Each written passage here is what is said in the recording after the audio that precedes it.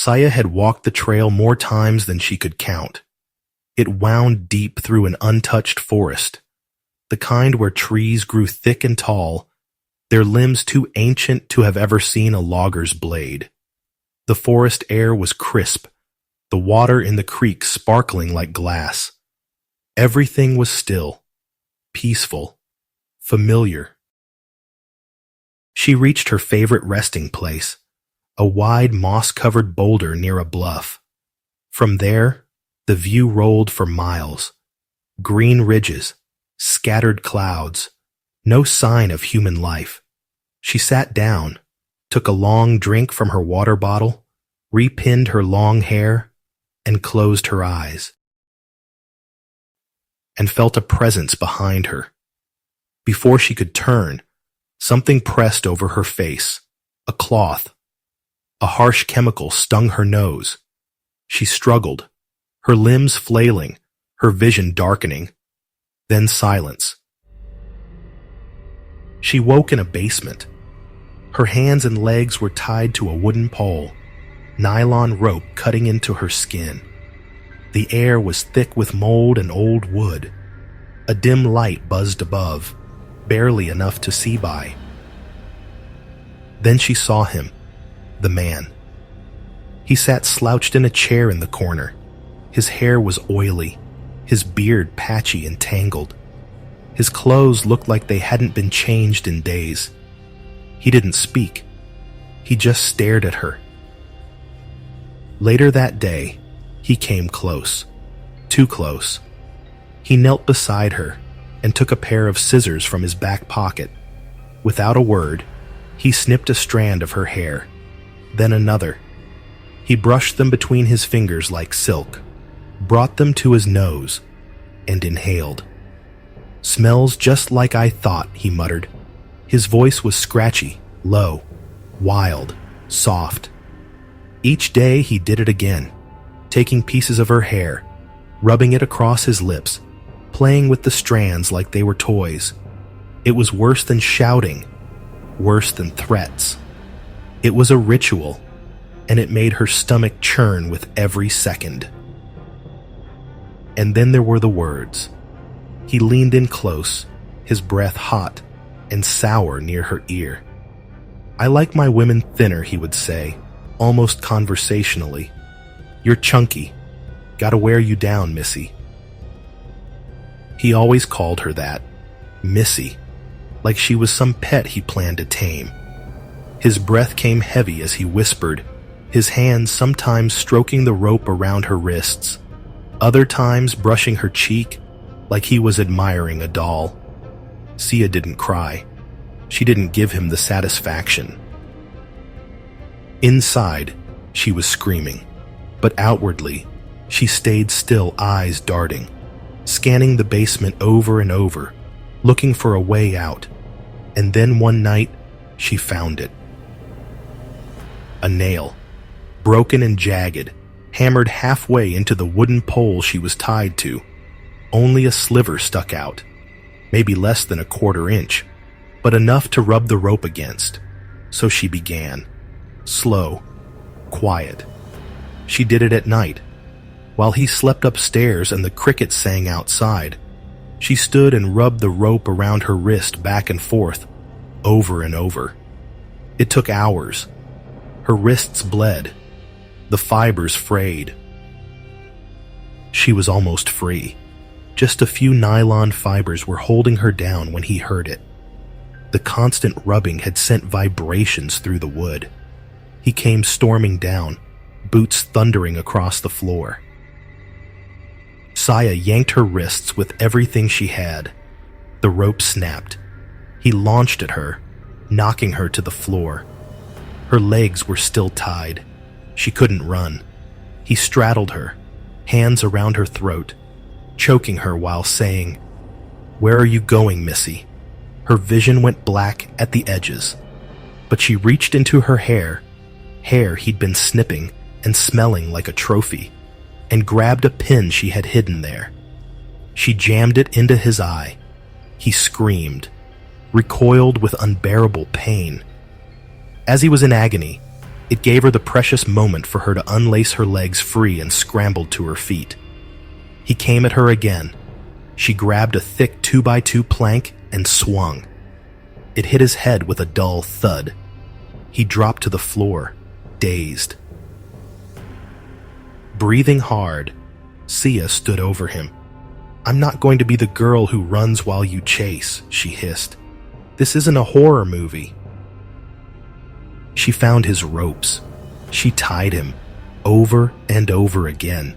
Arms, legs, torso, mouth. Tighter than he ever tied her.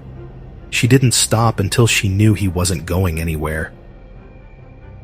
Upstairs, she found herself in a dense forest cabin. Her phone was gone, but his was sitting on a table. She grabbed it and called 911. "I was kidnapped," she said, trying to stay calm. "I escaped. He's tied up. I don't know where I am." She bolted out the door and saw a truck, and in a distance, an ATV.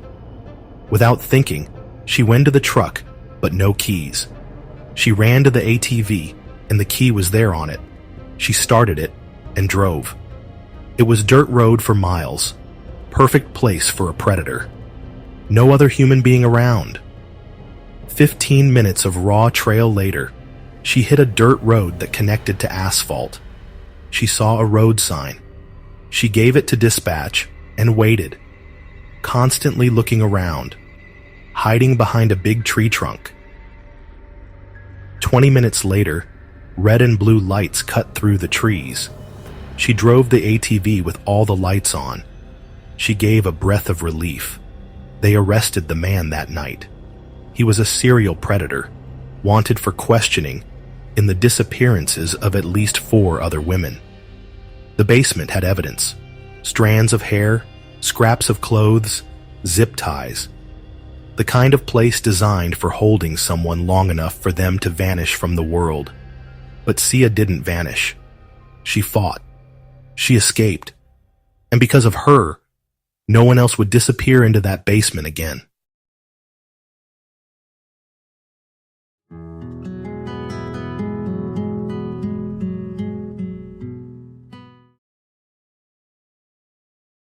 The morning air was crisp as Ava set out alone on the Ridge Trail, a popular hiking route known for its forest serenity and dramatic valley views. Though the trail stretched about 5 miles in one direction, most hikers never ventured that far. But Ava, craving solitude and beauty, welcomed the distance. The first leg of the trail was peaceful.